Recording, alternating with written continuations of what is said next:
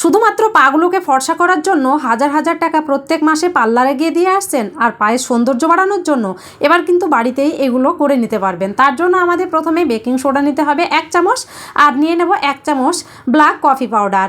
তারপরে আমাদের নিয়ে নিতে হবে তেল। এখানে আমি অলিভ অয়েল তেলের ব্যবহার করছি, আপনারা চাইলে নারকেল তেলও ব্যবহার করতে পারেন। তারপরে ওই চামচে মেপে কিন্তু শ্যাম্পু নিয়ে নিতে হবে 1 চামচ।